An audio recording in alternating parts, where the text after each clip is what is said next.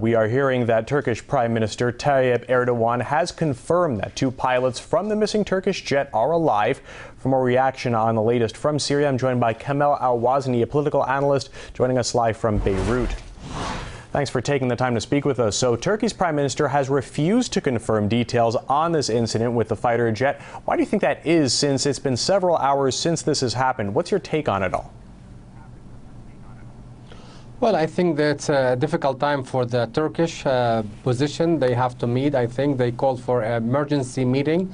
It's very important for his government, his status, because he's been supplying weapons to the opposition, Syrian opposition, and he's been interfering in Syrian affairs for a very long time. Today, he was caught full-handed by the Syrian, radar system, and he was shut down. And this is a message by the Syrian. They're alert and they're ready and they're capable, and they're sending a message to everybody for Turkey and the NATO and for the American: don't mess with our territory, because we're ready and we're not going to hesitate to shoot down any interference, any aircraft that will enter our airspace without any approval from our country. So you don't think this could be a mistake at all? You think this is something deliberate?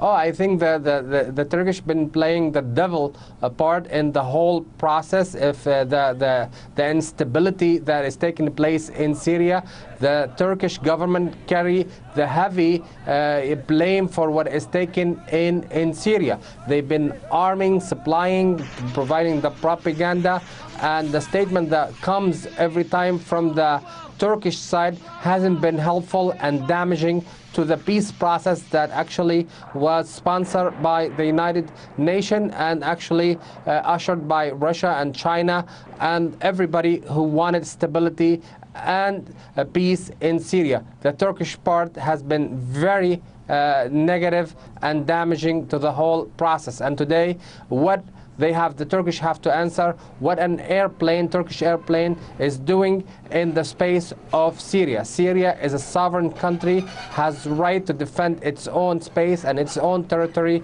and this is an invasion by the Turkish into the space of Syria. And I think what he has to say, I think we have to wait and see what his explanation will be. But the Syrians said clearly this is according to security sources, because there is no clear statement either from the Syrian, but from information from the Syrian, it said it was shut down over Syria airspace. Why do you think the Syrians have so far kept silent on all this?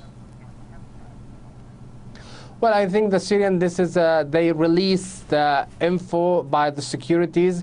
I think that's the style of the Syrian. They wait and see, but the message is very clear. They're assertive when it comes to their security and their own sovereignty. Syria will not hesitate, in my estimate, to defend its territory, and Syria want to send another message, despite the defection yesterday by one pilot into Jordan, is sending a message today that the Syrian army is united, strong and capable, and will shoot any airplane or will defend the country if they think there is an imminent danger for the sovereignty of Syria. All right, Kamel Al-Wazni, political analyst, live from Beirut. Thanks for your time.